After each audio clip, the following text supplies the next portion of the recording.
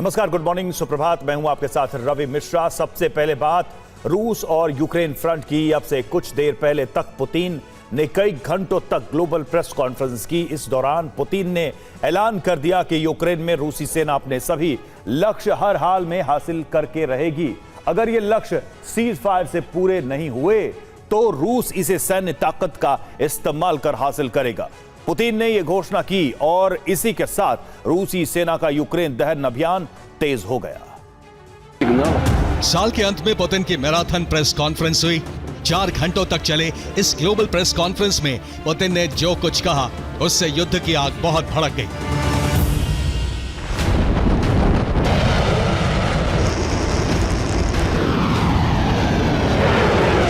Putin के global broadcast से न सिर्फ यूक्रेन बल्कि पूरे यूरोप में हड़कंप मच गया।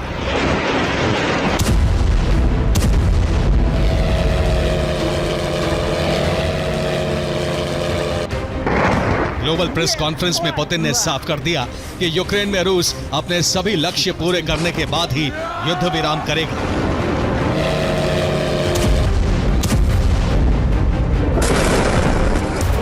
पुतिन ने ज़ेलेंस्की के दावे का पर्दाफाश करते हुए कहा कि कुपियांस्क पर कई हफ्ते पहले ही रूस का कब्जा हो चुका है।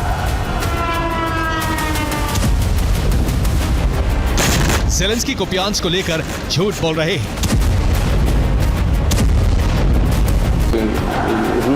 सेवेरोस्क और क्रास्नोयर्स्क में युद्ध की क्या स्थिति है, पुतिन ने अपनी प्रेस कॉन्फ्रेंस में दुनिया को इसकी भी आधिकारिक जानकारी दी। इधर ग्लोबल प्रेस कॉन्फ्रेंस में रूसी राष्ट्रपति व्लादिमीर पुतिन ने यूक्रेन को लेकर अपनी मंशा साफ की तो युद्ध भूमि में रूसी सेना ने जबरदस्त बारूदी बरसात करनी शुरू कर दी।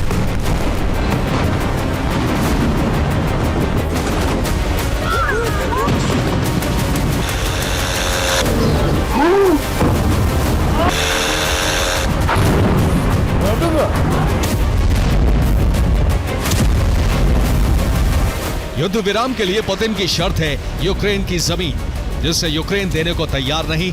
यही वजह है कि प्रेस कॉन्फ्रेंस से पहले ही पुतिन ने अपनी सेना को कब्जा अभियान तेज करने का आदेश दे दिया।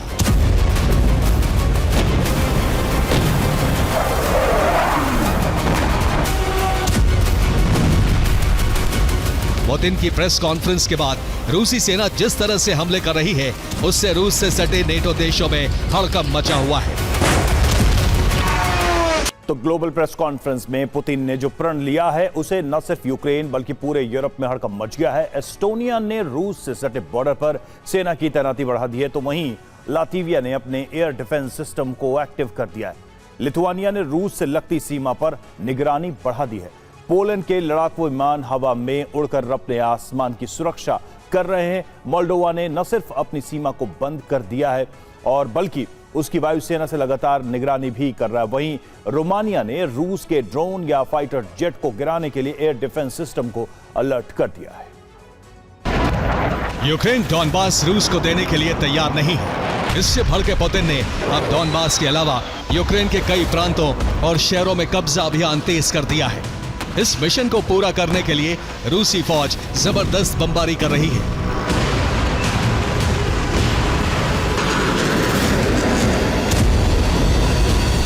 ओडेसा में रूसी सेना ने जबरदस्त बमबारी कर पुल को तबाह कर दिया। ओडेसा में ही रूस ने यूक्रेन के पावर स्टेशन को ध्वस्त कर दिया। रूस के हमलों की वजह से ओडेसा में यूक्रेन के एनर्जी सेक्टर को काफी नुकसान पहुंचा है।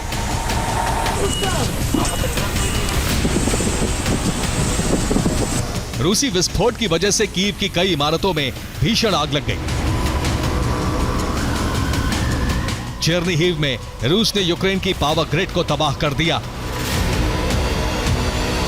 खार्किव में कई इमारतें ध्वस्त हो गईं। यूक्रेन के 3 नागरिक मारे गए। दीप्रो में रूस ने यूक्रेन की सैन्य टुकड़ी का खात्मा कर दिया। कुपियांस्क में रूस ने यूक्रेन के सैन्य वाहन को बर्बाद कर दिया। फ्रंट लाइन से आई रिपोर्ट के मुताबिक रूसी सेना यूक्रेन के 5 नए शहरों पर कब्जे के बेहद करीब पहुंच चुकी है। तो यूक्रेन के 4 नए शहरों पर कब्जे का खतरा मंडरा रहा है। पुतिन ने अपने प्रेस कॉन्फ्रेंस में बताया कि क्रास्नी लीमन में रूसी सेना 50 प्रतिशत तक कब्जा कर चुकी है। वहीं आगे उन्होंने बताया कि कोस्त्यांतिनिविका में 50% कब्जा हो चुका है, वहीं गुइलिपेले पोलो में 50% और दिमित्रोव में 50% कब्जा रूसी सेना ने कर लिया है। तो इस तरीके से रूसी सेना आगे बढ़ती जा रही है और यूक्रेन के इलाकों पर कब्जा करती जा रही है। रूस यूक्रेन में हथियार गोदाम और एनर्जी ठिकानों को निशाना बना रहा है। इसके साथ ही सप्लाई के काम आने वाली सड़कें और पुल उड़ाए गए हैं ताकि यूक्रेनी फौज को रसद और हथियार मिलने बंद हो जाए।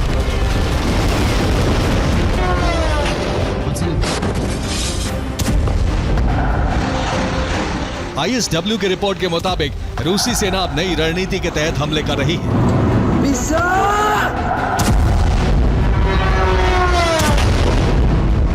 रूस पहले सप्लाई लाइन, रूट और एनर्जी सिस्टम तबाह कर रहा है। इससे फ्रंट लाइन पर मौजूद सैनिकों को हथियारों की कमी हो जाती है। यूक्रेनी सैनिकों को खाना नहीं मिलता है।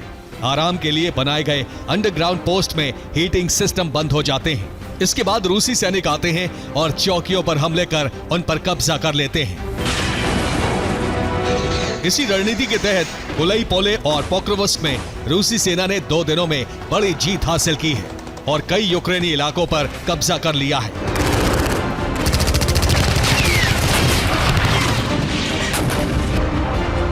उधर यूक्रेन के पास हथियारों के साथ साथ एयर डिफेंस सिस्टम की भी कमी हो गई है। यूक्रेनी राष्ट्रपति वोलोदिमीर ज़ेलेंस्की ने कहा है कि यूक्रेन के पास पर्याप्त एयर डिफेंस सिस्टम नहीं है। यही वजह है कि हम रूस के मिसाइल हमलों को रोक नहीं पा रहे हैं। जाहिर है युद्ध भूमि में जो हालात हैं वो इसी तरफ इशारा कर रहे हैं कि साल के अंत तक यूक्रेन सरेंडर को मजबूर हो सकता है। Bureau report, TV9 Bharatvarsh.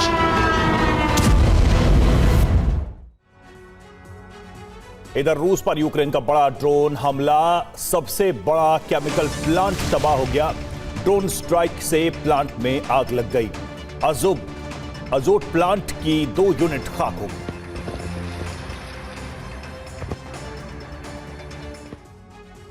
और यूरोपीय देश रणनीति बनाने में जुटे हैं, जबकि पुतिन ने ब्लूप्रिंट बना लिया है। यूरोप में समीकरण खौफनाक होते जा रहे हैं। रूस ने मिसाइल साइलो वॉर रेडी करके संकेत दे दिया है कि वो बड़े युद्ध की तैयारी में जुटा है, जबकि ब्रसेल्स में यूरोपीय देशों की मीटिंग में सबसे बड़ा मुद्दा था कि रूस को रोका कैसे जाए, क्योंकि रूस लगातार आक्रामक हो रहा है। इस बात की पूरी आशंका है यूक्रेन के सरेंडर के बाद पुतिन दूसरे देशों की तरफ बढ़ेंगे। ऐसे में यूरोप ने भी तय कर लिया है रूस से टकराना ही आखिरी विकल्प होगा।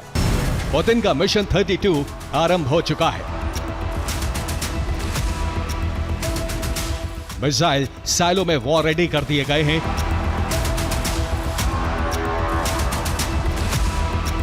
यार्स और रशनिक ने टारगेट फिक्स कर लिए हैं।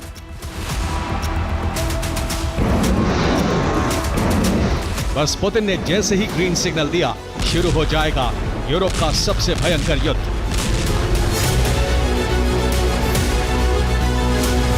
ब्रसेल्स में पिछले 50 घंटे से यूरोपीय देश मंथन में जुटे हैं। इतने वक्त में पुतिन ने फैसला भी ले लिया है।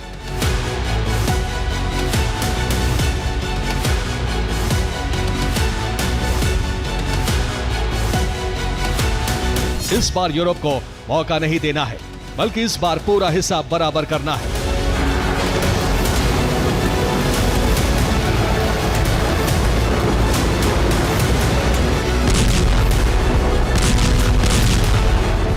रूस शीत युद्ध का बदला भी लेगा और सोवियत संघ से अलग हुए देशों को भी रूस में मिलाया जाएगा।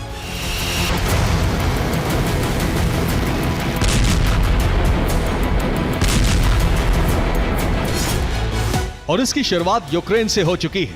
इसके बाद बाल्टिक देशों की तरफ पुतिन की सेना कूच करेगी। बाल्टिक के बाद पूर्वी यूरोपीय देश रोमानिया और मोल्दोवा की बारी है। हालांकि रूस ने हमले के कई चरण बनाए हैं, लेकिन यूक्रेन के बाद हमला इन्हीं देशों से शुरू होगा।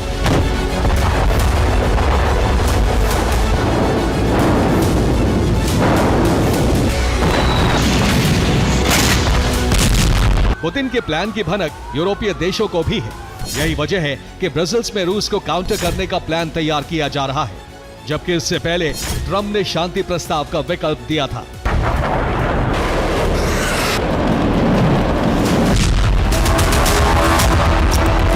यूरोपीय देश जानते हैं अगर रूस यूक्रेन को जीत गया तो भी पुतिन रुकेंगे नहीं।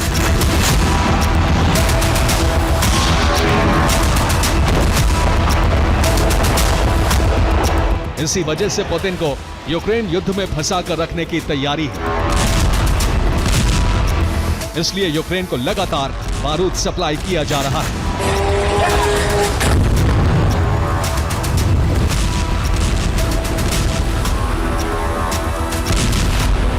यानी यूरोप में युद्ध का नया मोर्चा कभी भी खुल सकता है, जिसका दायरा सिर्फ यूक्रेन और बाल्टिक नहीं होगा, बल्कि संपूर्ण यूरोप में तबाही का विस्तार हो सकता है।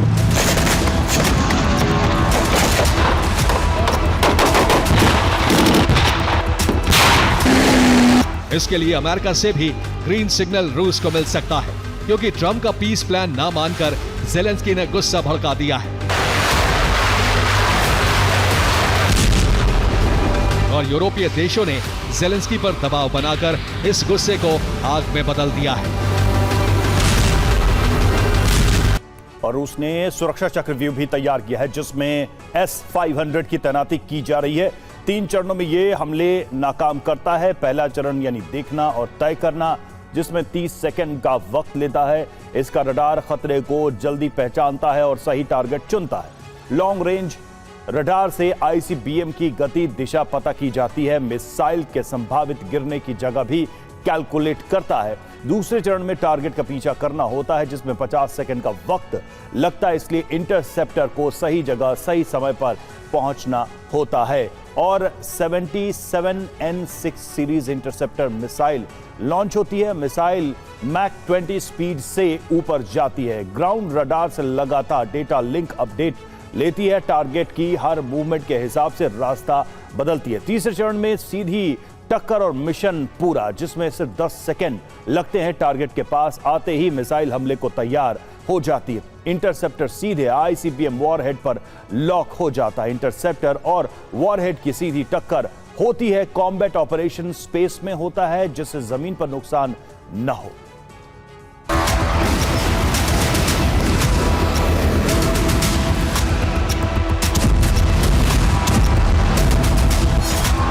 लंदन की मीटिंग फेल, बर्लिन की मीटिंग फेल,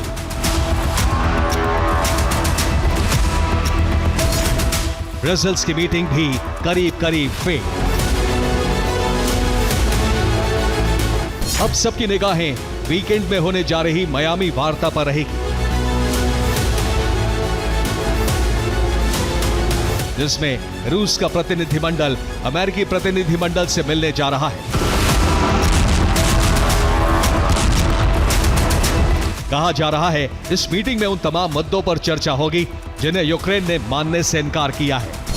साथ ही अमेरिका तय करेगा कि अब यूरोप में उसकी भूमिका क्या रहेगी। रूस ने पहले ही साफ कर दिया है कि मीटिंग का मकसद ये जानना है कि यूरोपीय देशों और यूक्रेन का पीस प्लान को लेकर क्या रुख है।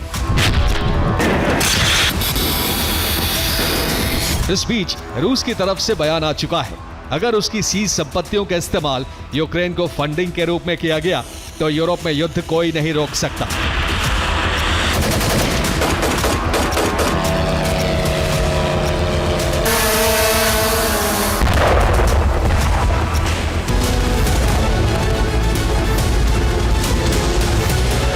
पेंटागन की एक रिपोर्ट में कुछ वक्त पहले सामने आया था, रूस यूरोप में ऐसी परिस्थिति के लिए पिछले 17 साल से तैयारी कर रहा है।